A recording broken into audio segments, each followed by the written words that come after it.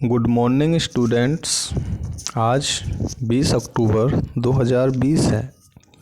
आज आपकी विषय हिंदी कक्षा 8 में विषय हिंदी का टर्न है और आपकी हिंदी की इस विषय में बस की यात्रा जो आपकी बसंत पुस्तक से पाठ लिया गया है वो आपका पिछली वर्कशीट में भी दिया गया था और आज भी उसी पाठ को आगे बढ़ाया गया है। तो देखिए, हम लोगों ने पहले भी पढ़ा था इसका कुछ हिस्सा। हरिशंकर परसाई जी का एक व्यंग्यात्मक रचना है ये। व्यंग मतलब मजाकिया अंदाज में किसी बात को कहना। तो मजाक ही चल रहा है इसमें। बस को लेकर के लेखक ने व्यवस्थाओं पर सवाल उठाया है।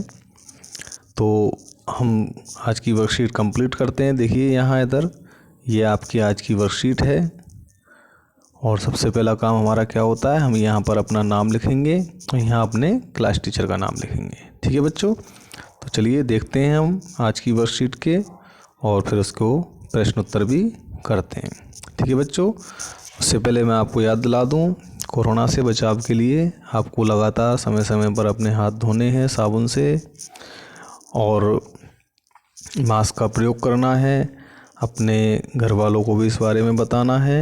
ठीक है बच्चों, तो देखते हैं आज की वर्कशीट। देखिए बच्चों, आज की वर्कशीट है ये और इसमें सबसे पहला काम हमारा क्या होता है, मैंने आपको बताया, यहाँ अपना नाम और यहाँ अपने क्लास टीचर का नाम। तो देखिए यहाँ से एकाएक बस रुक गई। आपको पता है 5 दोस्तों ने एक बस में यात्रा करने का निश्चय किया था और बस बहुत ख़राब कंडीशन की थी, बहुत ही जर्जर अवस्था में थी। तो एकाएक बस रुक गई। मालूम हुआ कि पेट्रोल की टंकी में छेद हो गया है। ड्राइवर ने बाल्टी में पेट्रोल निकालकर उसे बगल में रखा और नेड़ी डालकर इंजन में भेजने लगा। यानी कि पेट्रोल की टंकी में छेद हो गया और ड्राइवर ने भी पूरे दिमाग का काम किया। देखिए, उसमें से पेट्रोल बाल्टी में निकाला, अपने बगल में रख लिया और इंजन में डायरेक्ट नली लगा दी। अब मैं उम्मीद कर रहा था कि थोड़ी देर बाद बस कंपनी के हिस्सेदार इंजन को निकालकर गोद में रख लेंगे। देखिए कितनी मजाकिया बातें चल रही हैं कि बस कंपनी के हिस्सेदार जो कि बस में याद सफ़र कर रहे थे उस समय, वो इंजन को निकालकर गोद में रख लेंगे और नली से पेट्रोल पिलाएंगे जैसे माँ बच्चे को दूध पिलाती है। बस की रफ्तार 15-20 मील हो गई थी, यानी कि उसकी जो स्पीड थी वो थोड़ी बड़ी थी। मुझे उसके किसी हिस्से पर भरोसा नहीं था। तो लेखक कह रहा है मुझे उसके किसी हिस्से पर भरोसा नहीं था। पता नहीं कब उसकी सीट निकल के भाग जाए, कभी उसके शीशे निकल के मेरे में अंदर लग जाए, ब्रेक फेल हो जाए, स्टीयरिंग टूट जाए। यहाँ तक कि बाहर जो पेड़ पौधे थे, झरने थे, पहाड़ थे, उनसे भी उनको डर लग रहा था। ऐसा लग रहा था मान लो कभी भी किसी पेड़ से बस टकरा जाए, मान लो किसी झरने में गिर जाए, डूब जाए, किसी पहाड़ से टकरा जाए, किसी खाई में गिर जाए। तो इस तरह की बातें लेखक सोच रहा था और उसको जो बस थी वो बहुत ही दया आ रही थी उस बस पर। आगे थोड़ा और आगे चलने के बाद बस में कुछ खराबी आ गई। ऐसा लगा जैसे मान लो बेचारी बुढ़ापे में बस जाके थक गई हो और उसको रोक दिया।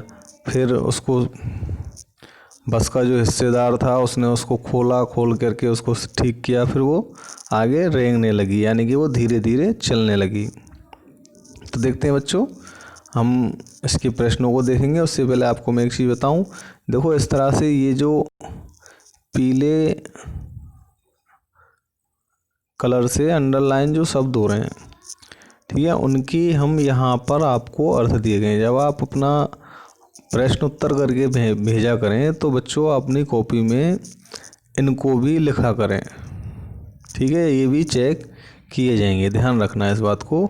तो आप इनको भी अच्छे से पढ़ा करें, इनके अर्थ देखा करें। जैसे ग्लानि है, ग्लानि का अर्थ होता है खेद। प्राणांत यानी कि मरना, प्राणांत प्राणों का अंत, बियावान सुनसान। तो ये यहाँ पर इनके अर्थ दिए गए हैं। तो हम अब इनके प्रश्नों के उत्तर देखते हैं बच्चों। देखिए, बस अचानक रुक क्यों गई? तो बस क्यों रुक गई थी अचानक?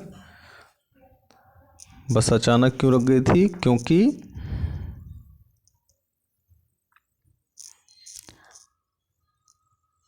पेट्रोल की टंकी में छेद हो गया था, छेद हो गया था। ठीक है, अगला प्रश्न देखो, लेखक को किस पर भरोसा नहीं था? तो लेखक को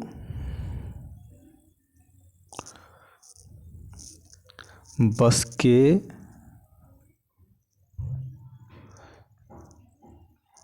किसी हिस्से पर भरोसा नहीं था।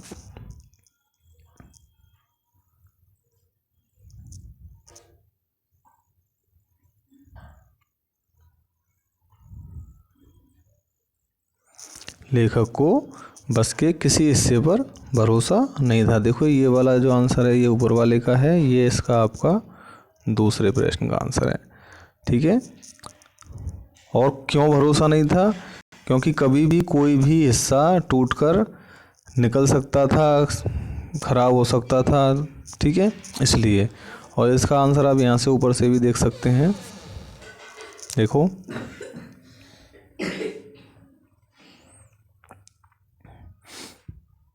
देखो बस क्यों रुकी, पहले प्रश्न का आंसर तो ये रहा आपका। ठीक है, बस पर बिल्कुल भरोसा क्यों नहीं था, उसका आंसर यहाँ से देखिए, ये। तो ये दूसरे क्वेश्चन का आंसर हो जाता है। अगला प्रश्न देखिए, प्रश्न नंबर 3, लेखक को हर पेड़ दुश्मन क्यों नजर आ रहा था? लेखक हर पेड़ को अपना दुश्मन क्यों समझ रहा था? देखिए इस प्रश्न का आंसर देखिए, मैं हर पेड़ को अपना दुश्मन क्यों समझ रहा था, तो यहाँ से इसका आंसर लिख देंगे हम।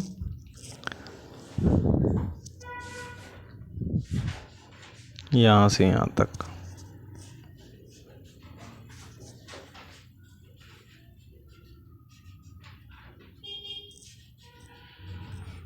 ठीक है बच्चों, ये आपका क्वेश्चन नंबर 3 हो जाएगा।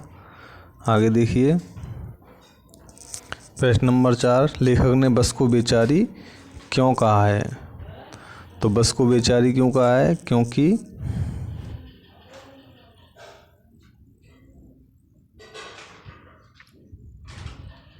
बस बहुत ही जर्जर अवस्था में थी, जर्जर थी, लेकिन फिर भी उसको चला रहे थे, यानी कि लेखक जो बस थी वो तो बेचारी खड़ी करने की अवस्था थी उसकी, चलने लायक कहाँ थी, लेकिन फिर इसको चलाए जा रहे थे लोग। बस की तुलना वृद्धा से क्यों की गई है? यानी कि बस की तुलना एक बुजुर्ग औरत से क्यों की है? क्योंकि बस जो है वो कभी भी कहीं भी रुक सकती थी।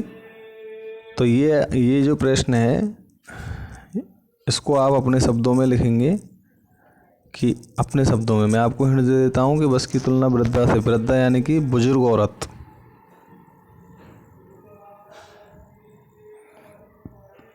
बुजुर्ग औरत। ठीक है, तो उससे क्यों की गई है? क्योंकि जैसे बुजुर्ग औरत रास्ते में कहीं जा रही हो, थक रास्ते में थक के कहीं भी वो बैठ जाती है, जहाँ भी उसको छाया दिखती है बैठ जाती है। तो इसी तरह से बुजुर्ग औरत से तुलना की गई है। जैसे ये देखिए, ठीक है।